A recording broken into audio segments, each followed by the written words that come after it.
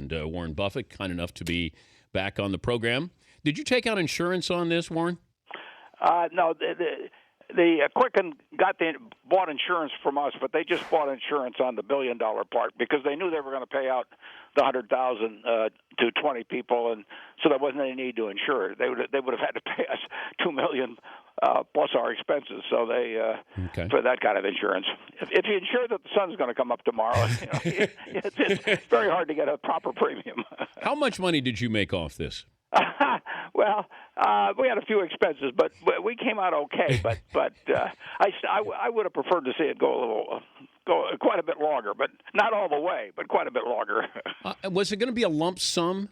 Well, it would have been the choice of the winner. The winner could have chosen $500 million in a lump sum, or they could have chosen payments over a period of years that totaled $1 billion. Did you want to give out the $1 billion?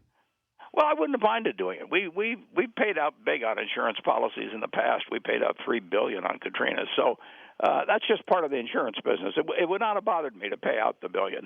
Would you do this again?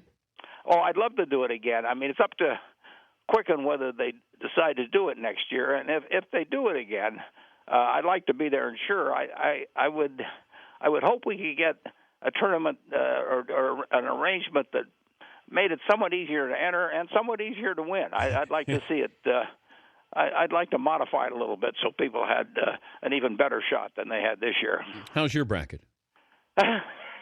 Not doing well. I mean, if you're a Creighton fan, it's a little tough. But do you pick with your head or your heart? Well, if it's not for money, I pick with my heart. Well, Nebraska, you went to Nebraska, so you probably had I thought Nebraska and Creighton were going to play. Well, that would have been tough. That's one reason I didn't put out a public bracket, because I would have had them both winning in the first round. But I'm looking at how much attention you got with this. I thought it was amazing. Well, wait till next year, though. I think we're going to come up with something better next year, even that we'll make it a lot easier to enter. There were some questions that were a little tough, I thought, this year, and we'll make it easier to win. But I think we'll have a very exciting prize. Now, all of that's dependent on Quicken. I mean, it's their baby. It's their contest. We're just the insurance company. You're the boss, though, Warren. Come on. If you say to Dan Gilbert, we're doing this, he's doing this, right? Well, I'll try to encourage him. I'll put it that way. But the 20 highest scoring brackets get $100,000? Yeah, they get $100,000 each. That's Quicken's giving that to the 20 top brackets. Well, why didn't you do it incrementally, where you had those who? Not everybody's going to finish with the same score, are they? Yeah. Well, Quicken designed that part of it, so that was up to them. But next year, I mean, we put this together in a hurry this year, and we'll have a little more time for next year, assuming the Quicken wants to do it. But I know you're a diehard Nebraska fan, football-wise. You bet. Okay, where does your love for college basketball enter? Well, it's I would say that it started when I was 11 years old. Creighton went to the NIT, and they were a Cinderella team that year. So I had a big enthusiasm for Creighton basketball very early on. He's Warren Buffett, the CEO of Berkshire Hathaway, joining us, Dan Patrick Show. I also read where you made $1 billion last week. Is that true? Well, I guess if you look at what the stock did, but I'm giving away all the stocks, so the charities really gained. But do you know how many billions you're worth? Well, again, I'm not going to. I'm just going to spend a very tiny fraction. So it moves around a lot. It does not change my life. I'll have hamburgers and a Coke for lunch no matter what happens. What's the most extravagant thing you ever bought? Like just spur of the moment, you went hell with it. Well, if you won't tell anybody, okay. I bought a plane or a fractional interest in a plane some time ago, and I originally called it the indefensible. But now it's the indispensable. I'm going to be buried with that plane, just like Roy Rogers and Trigger. But didn't you have a quote about when you fly private as opposed to commercial, the difference in dating? Was there's something about? Is that quote attributed to you? I don't think so, but I will tell you, you do have more friends if you have a plane. I saw where Mark Cuban said that you can get too greedy. The NFL can get too greedy. Businesses can get too greedy, overexposed. Do you buy into that philosophy that you can give somebody too much of something? Well, I think that's true.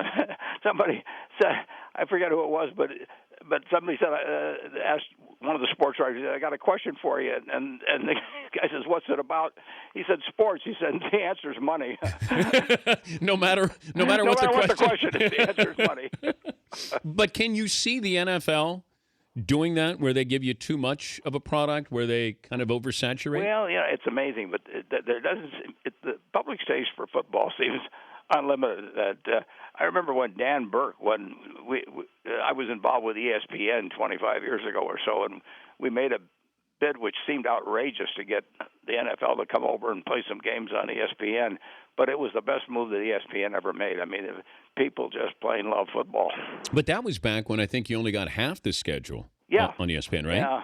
Well, I suppose there's things you can get too much of, but maybe ice cream, but women in football, I'm not sure about.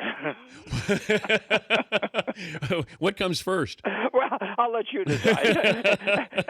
Every man makes his own choice on that. Paying college athletes, where do you stand on it? Well, that's really a tough one. They certainly ought to. It seems to me they ought to do something that prevents anybody that gets hurt or anything like that from losing their scholarships, and it's a very tough one because they're producing a lot of money for the schools, but the game is working awfully well the way it is, it seems to me, in college football. So I probably lean not to tinkering, or maybe tinkering just a little bit at the edges, but not making it a full-fledged sort of minor league for the NFL. So we're going to do this next year. Well, I sure hope so. I mean, that's up to Quicken, but I'm ready if they are. I'll put it that way. Maybe we could do a college football Final Four bracket.